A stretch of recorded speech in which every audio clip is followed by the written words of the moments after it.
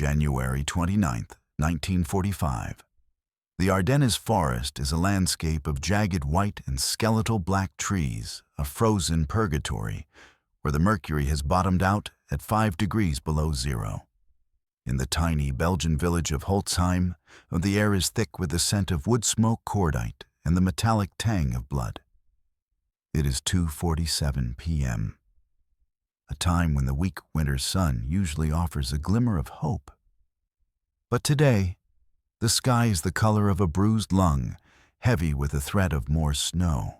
First Sergeant Leonard Funk, Jr. rounds the corner of a stone farmhouse, his boots crunching through a crust of ice that masks waist-deep drifts.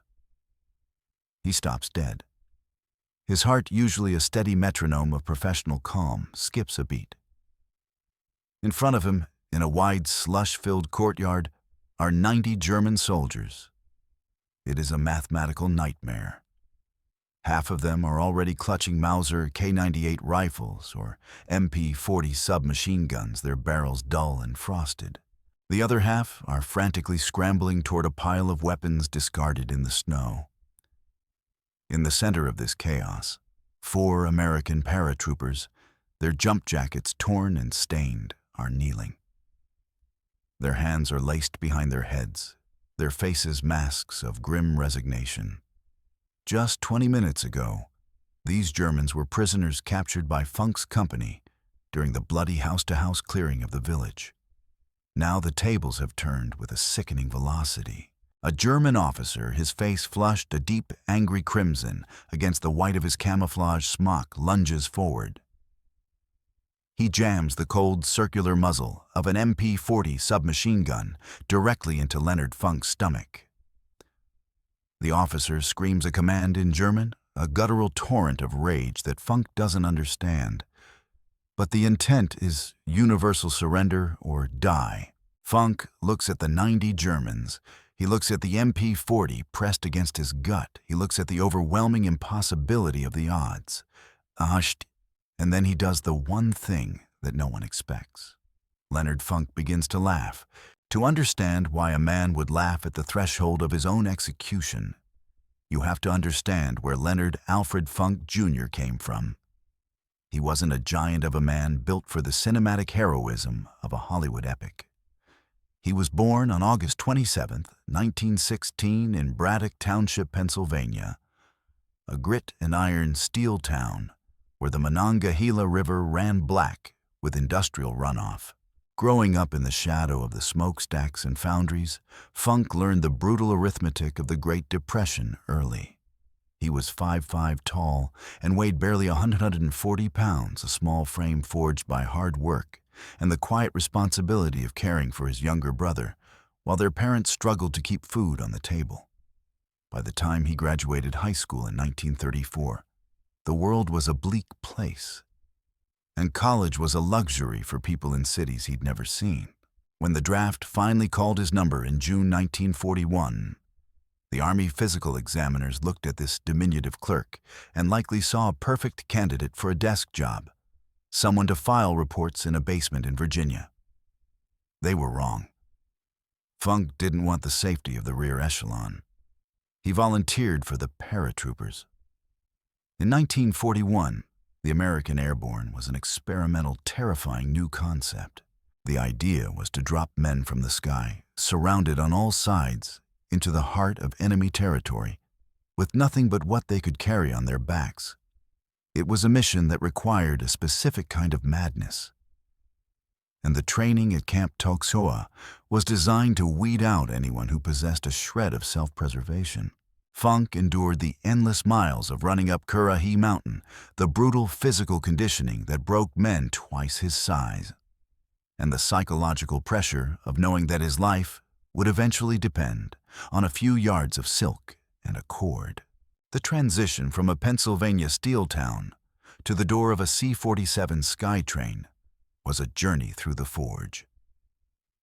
Funk earned his jump wings and was assigned to Company C 1st Battalion, 508th Parachute Infantry Regiment. By late 1943, they were in England joining the 82nd Airborne Division, the legendary All-Americans. Funk was 27 years old, an old man compared to the 19-year-olds in his squad. But that age brought a quiet, lethal competence. He didn't need to shout to be heard. His men followed him because he was the one who always knew the technical specs of the equipment, the one who could read a map in a hurricane, and the one who remained calm when the flak began to shred the fuselage. On June 6, 1944, at 1:30 a.m., that calm was put to the ultimate test.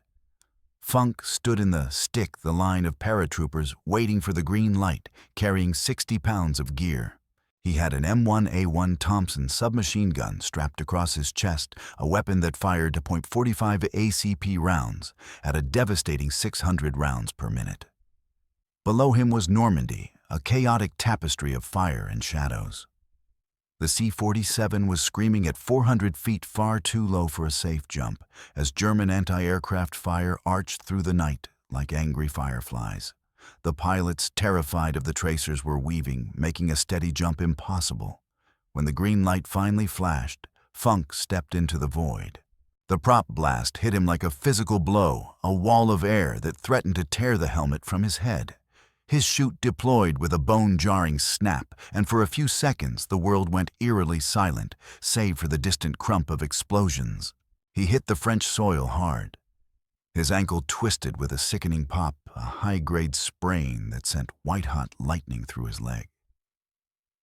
In the darkness of occupied France, Funk was alone 40 miles from his intended drop zone, and effectively crippled. Most men would have found a hole and waited for rescue. Funk buried his chute, drew his Thompson, and started walking. For the next 10 days, he didn't just survive.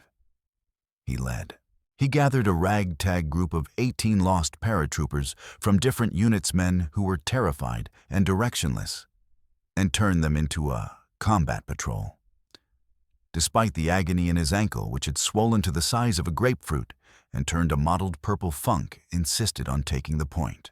He scouted the hedgerows, navigated through German patrols, and moved only under the cover of the velvet Normandy nights. When they finally linked up with Allied forces on June 17th, Funk hadn't lost a single man. For his leadership and bravery during those 10 days behind enemy lines, he was awarded the Silver Star. It was the first of many decorations, but it wasn't the one that defined him. By the time the 82nd was pulled back to prepare for the next operation, Funk had been promoted to squad leader. He had seen the reality of war, the smell of the marshes, the sight of friends hanging from trees in their harnesses, the ruthless efficiency of the German MG-42. He had become a hunter. In September 1944, the hunt moved to Holland for Operation Market Garden.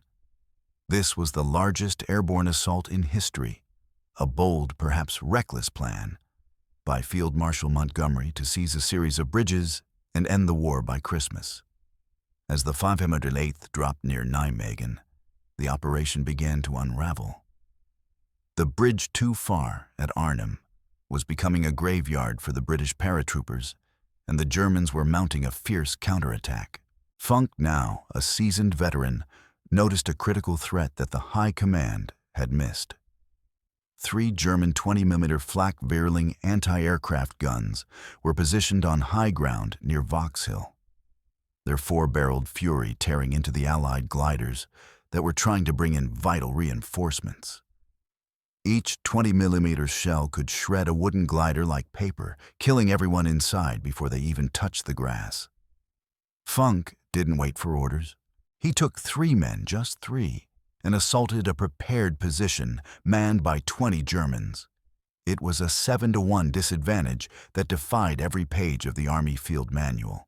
Moving through the Dutch brush with the stealth of a predator, Funk's patrol overran the security detachment and neutralized all 3 guns, clearing the skies for the gliders.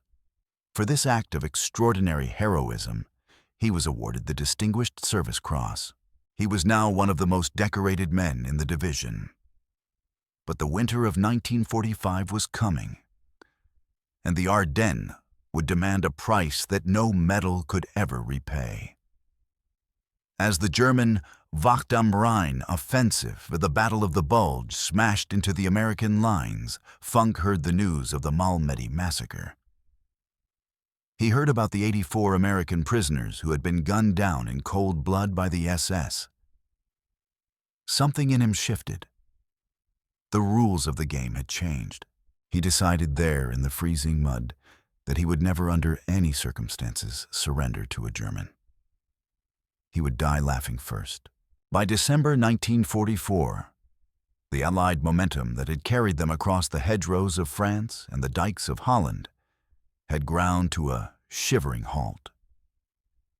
The grand promise of being home by Christmas had evaporated into the frozen mists of the Ardennes forest. For the men of the 508th Parachute Infantry Regiment, the war had become a monochromatic nightmare of white snow and black trees. They were exhausted, their ranks thinned by months of attrition, and they were being held in reserve near Reims, France, trying to mend their battered bodies and equipment. But on December 16th, Adolf Hitler launched his final desperate gamble. Operation Watch on the Rhine. 3 German armies totaling over 400,000 men and 1,400 tanks smashed into the thinly held American lines. The goal was Antwerp. The intent was to split the Allied forces in two, and the result was the Battle of the Bulge. The 82nd Airborne was thrown into the furnace to plug the gaps moved in open-top trucks through a driving blizzard without winter clothing, adequate ammunition, or even a clear idea of where the front line was. It was during these first chaotic days that Leonard Funk heard the whispers that would forever harden his heart. It started as a rumor, then a report, and then a sickening certainty. Malmedy. At a crossroads near the village of Baugnier, the SS troops of Kampfgruppe Piper had herded 113 American prisoners into a field and opened fire with machine guns. They had walked among the wounded, finishing them off with pistol shots to the head while laughing. For Funk, a man who believed in the grim but structured rules of professional soldiering, this was the end of mercy. The Germans weren't just the enemy anymore. They were executioners. And Leonard Funk made a silent, ironclad vow he would never be a victim in a field. He would fight until his last breath, his last bullet, and his last drop of blood. By late January 1945, the Bulge was being pushed back, but the cost was staggering. Company C was a shadow of its former self. The executive officer had been killed in action, and as the senior non-commissioned officer, First Sergeant Leonard Funk, was stepped up to act as the company's second-in-command. On January 29th, the order came down. Company C was to assault and capture the Belgian village of Holzheim. The village was a vital tactical node, a cluster of stone houses that the Germans were using as a fortress to delay the American counteroffensive. But there was a problem that would have made any other commander hesitate.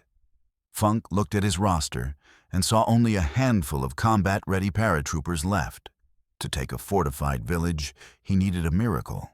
So he walked into the company headquarters tent where the clerks, the supply corporals, and the cooks were huddled over paperwork and stoves. These were men who lived in the rear, men who spent the war tracking ammunition crates and peeling potatoes, men whose rifles were often clean because they were rarely fired. Funk didn't ask for volunteers. He stood in the center of the tent, the frost still clinging to his jump jacket, and spoke with the quiet, terrifying authority of a man who had jumped into Normandy and Holland. He told them to put down the pens, grab their M1 Garands, and check their grenades. "You're all infantry now," he said. In that moment, he formed what would become a makeshift platoon of 30 men who had never seen the sharp end of a bayonet. The march to Holzheim was a 15-mile descent into a frozen hell. The blizzard had returned with a vengeance, the wind howling through the Ardennes like a wounded animal. The snow was waist-deep in places, a powdery white trap that sucked the heat from their bones and the strength from their legs.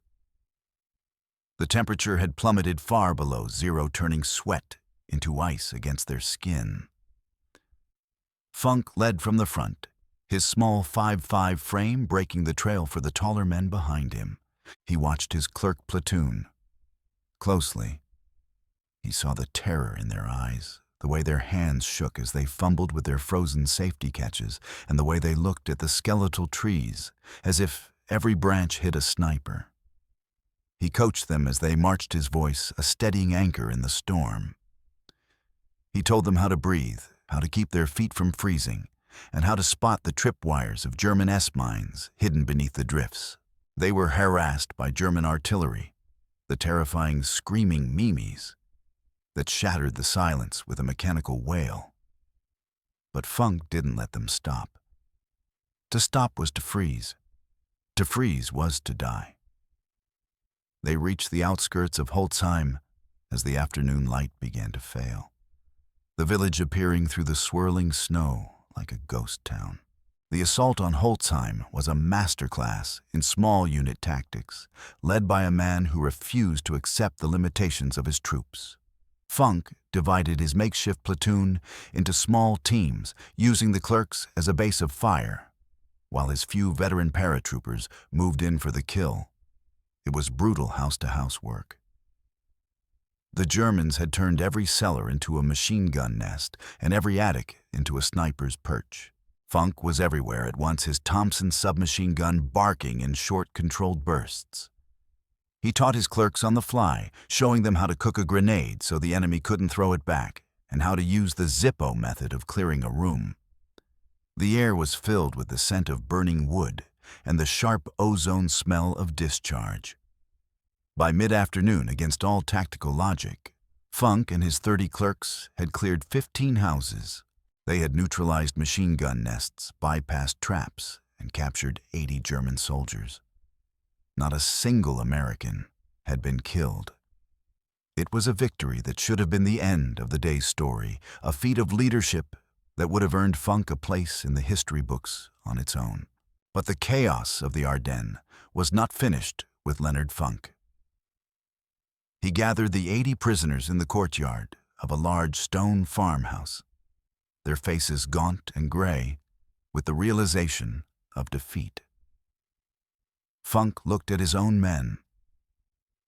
They were at the limit of human endurance, their faces frostbitten, their uniforms soaked through with melted snow and sweat. He knew there were still pockets of German resistance in the surrounding woods, and he needed every able-bodied man to secure the perimeter. He looked at 4 of his paratroopers' men who could barely stand and told them to guard the prisoners. "Keep them here," he ordered, his voice rasping from the cold. "I'm going to check the flank and see if the rest of the battalion has moved up." As Funk turned and disappeared around the corner of the farmhouse, the snow began to fall harder, masking the sound of footsteps approaching from the rear. Unknown to Funk, a German patrol of 15 men had been bypassed during the initial assault. They weren't the demoralized conscripts Funk had just captured. They were veteran mountain troops wearing white camouflage capes that made them nearly invisible against the snow. They moved with the silence of predators sliding through the shadows of the outbuildings. They saw the 4 American guards exhausted and distracted by the 80 prisoners in the yard. In a sudden violent blur of white and steel, the German patrol swarmed the courtyard. Before the Americans could even raise their rifles, they were overwhelmed. The Germans disarmed them, shoved them to their knees, and freed the 80 prisoners. Now the courtyard held 90 armed German soldiers led by a frantic officer who realized they had a chance to strike Company C from the rear and turn the entire battle around. They began to organize, grabbing their weapons from the pile, their eyes filled with a new, vengeful light. It was at this exact moment, as the German officer was shouting orders to move out and begin the slaughter, that First Sergeant Leonard Funk walked back around the corner of the stone house. He didn't have his weapon at the ready. He was expecting to see 4 tired guards and 80 compliant prisoners. Instead, he found himself staring into the eyes of 90 men who wanted him dead. and a German MP-40 submachine gun was already inches away from his chest. The math of the situation was absolute. 90-1. And the German officer, his face twisted in a mask of triumph, screamed for Funk to surrender. The muzzle of the MP-40 was a cold black circle of finality pressed against the fabric of Leonard Funk's M1942 jump jacket. In the sub-zero air of Holzheim, the German officer's breath came in ragged white plumes, his face a landscape of twitching muscle and predatory triumph. He was screaming a high-pitched, frantic demand for Funk to drop his weapon, but the words were merely noise to the American first sergeant. Funk didn't speak German, and in this moment, he didn't need to. The universal language of the battlefield was being spoken through the pressure of that steel barrel against his solar plexus. Around them, the 90 Germans were a sea of gray and white camouflage, and their eyes locked onto the small man who stood at the center of their circle. To any rational observer, Leonard Funk was a dead man. The mathematics of survival had reached zero. There was no tactical maneuver, no flanking position, and no reinforcement close enough to change the outcome. If he surrendered, he would likely be marched into the woods and executed another nameless casualty of the Malmedy mindset. If he fought, he would be riddled with bullets before he could even unsling his weapon. It was a moment of absolute crushing clarity. And in that clarity, Leonard Funk did something that defied every law of military psychology. He let out a low, guttural chuckle that quickly escalated into a full-throated, genuine laugh. This wasn't the hysterical laugh of a man who had lost his mind, nor was it the theatrical cackle of a villain in a play. It was a sound of pure, defiant absurdity. To the German officer, it was an insult that bypassed the intellect and struck directly at his pride. His face, already flushed with the heat of adrenaline, turned a deeper shade of violet. He screamed louder, the veins in his neck bulging like thick cords, his finger tightening on the trigger of his machine pistol. But the harder the German screamed, the harder Funk laughed. He doubled over slightly, his shoulders, shaking, his eyes watering from the cold and the sheer ridiculousness of the situation. He looked at his 4 disarmed guards who were staring at him with a mixture of horror and confusion, and he called out to them over the Germans, shouting, "I don't know what this fool is saying," he gasped between breaths. The effect on the German rank and file was devastating.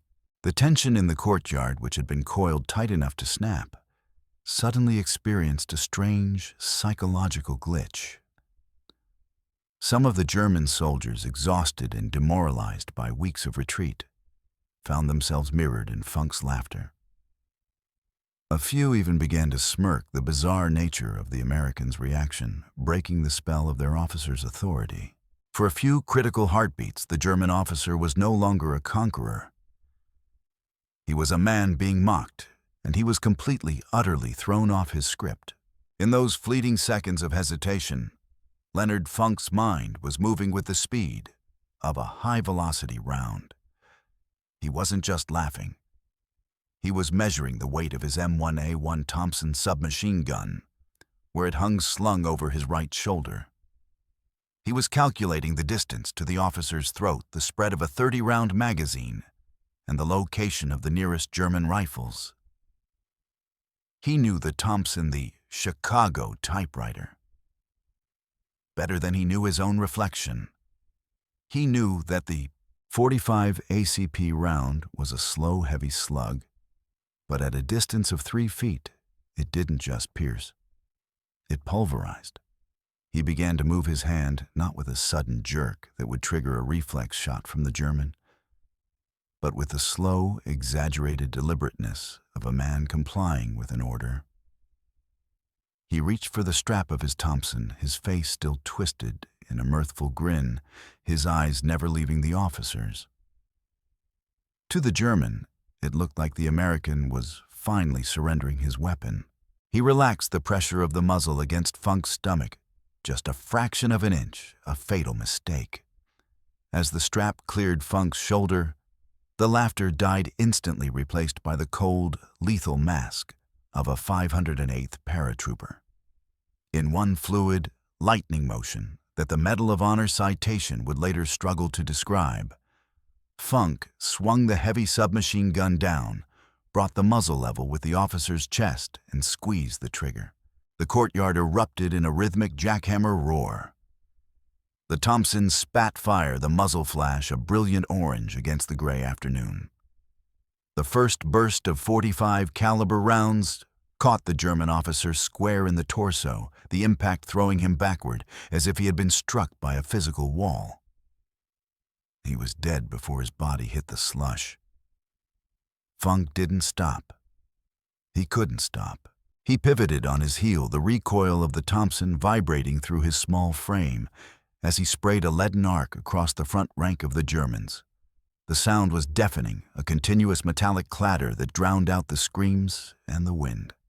Men who had been standing with their rifles at their sides were suddenly cut down, their gray uniforms blooming with dark, wet stains. The heavy slugs tore through flesh and bone, tumbling through the air with a sickening thud. Funk was moving now, a blur of olive drab and aggression, shouting at the top of his lungs to his 4 guards, "Pick up their weapons! Pick up their damn weapons!" The 4 paratroopers, electrified by the sudden shift in the universe, didn't hesitate. They scrambled through the snow, diving for the discarded Mausers and MP-40s of the fallen Germans. The scene was a whirlwind of carnage. Funk emptied his first 30-round magazine in less than 4 seconds. As the bolt locked back on an empty chamber, he didn't fumble. His hands, frozen and numb, moved with the muscle memory of thousands of hours of drill. He dropped the empty stick mag, slapped a fresh one home from his pocket, and racked the charging handle in one continuous motion that took less than 2 seconds. He opened fire again, targeting the Germans who were trying to bring their own weapons to bear. The courtyard was a crossfire of tracers and lead.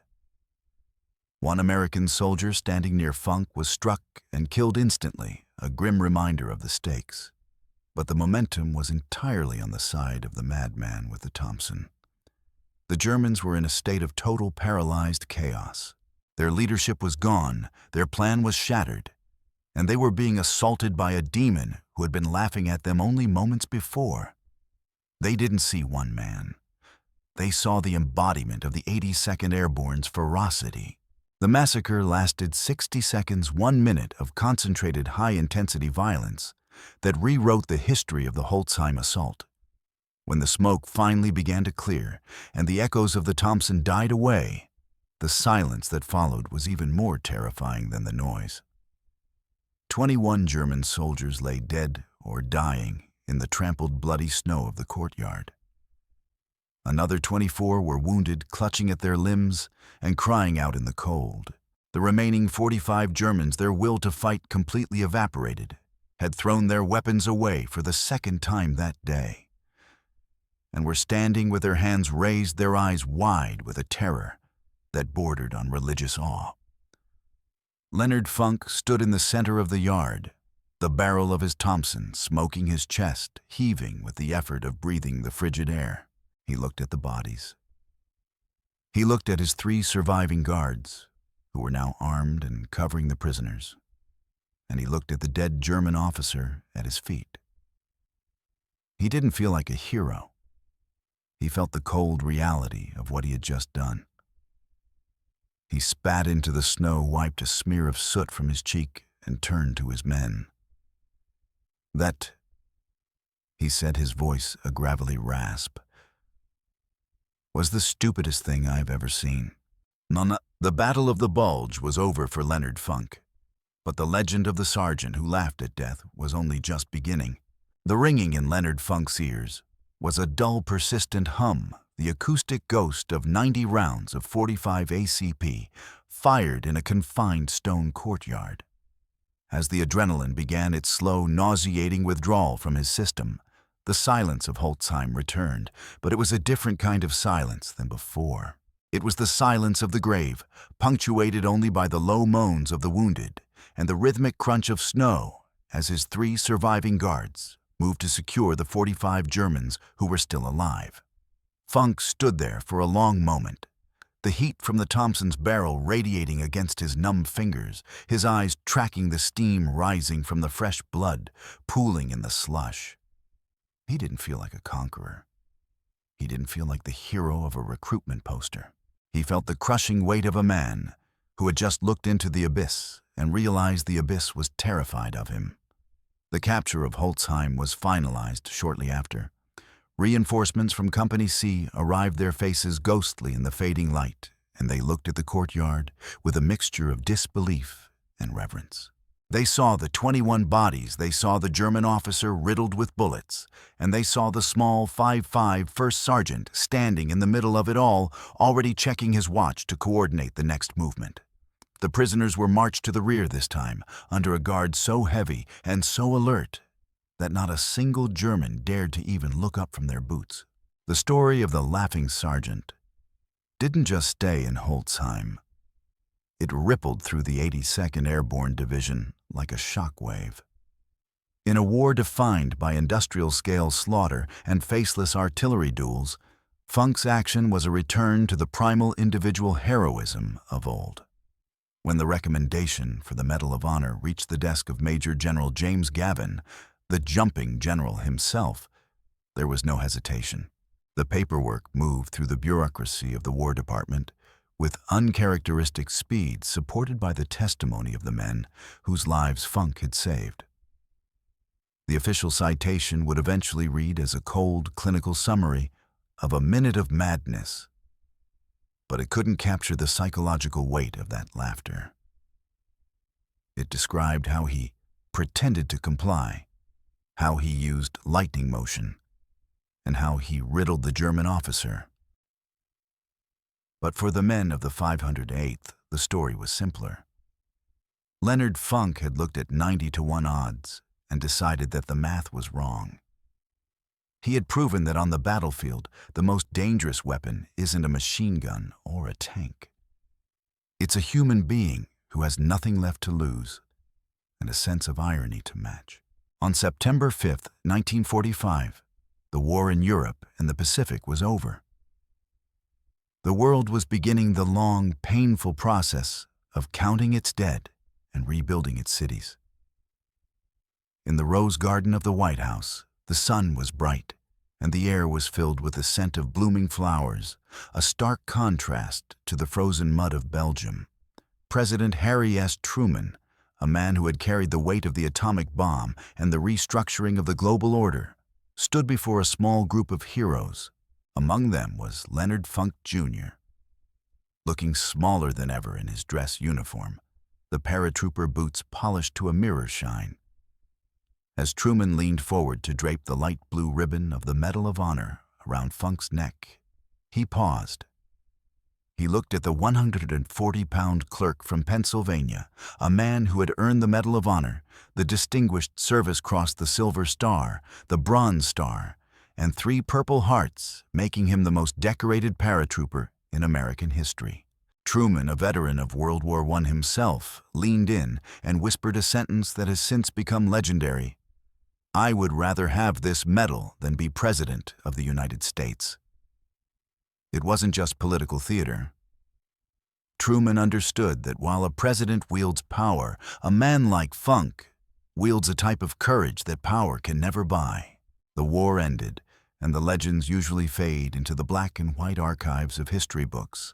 But Leonard Funk's post-war life was perhaps his most remarkable act of all. Most men with his chest full of medals would have sought the limelight. They would have written memoirs with ghostwriters toured the country, giving speeches about the big one, or transitioned into a career in politics or Hollywood.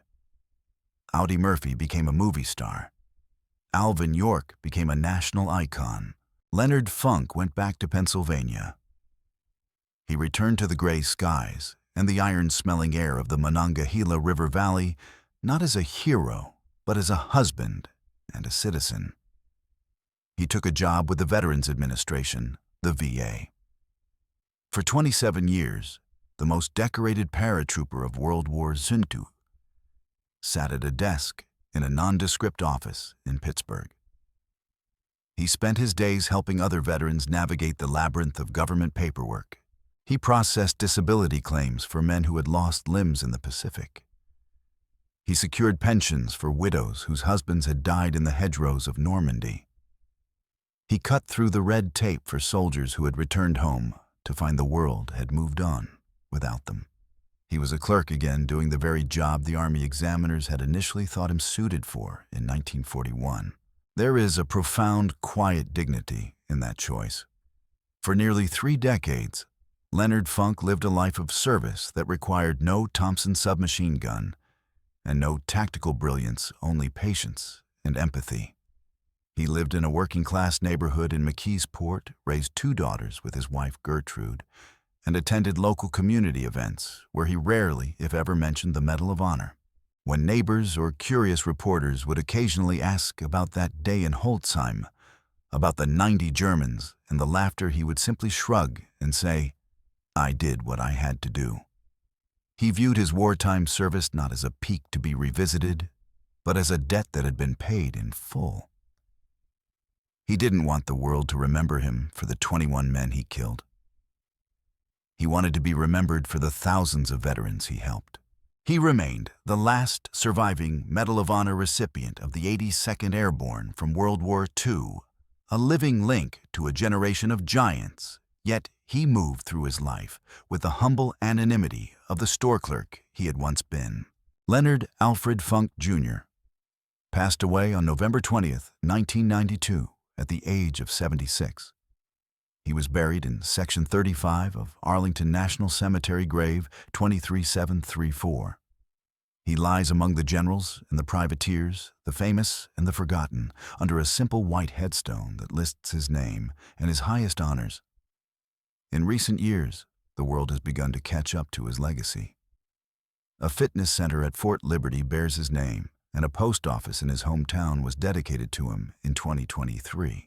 But the true monument to Leonard Funk isn't made of brick or stone. It exists in the lesson he left behind for every person who finds themselves standing against impossible odds.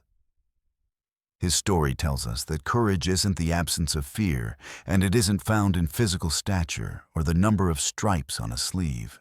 Courage is the ability to maintain your humanity and your wit in the face of certain death. It's the realization that when the world tries to force you to your knees, the most powerful thing you can do is stand tall and laugh. Leonard Funk didn't survive Holzheim because he was the strongest man in the yard.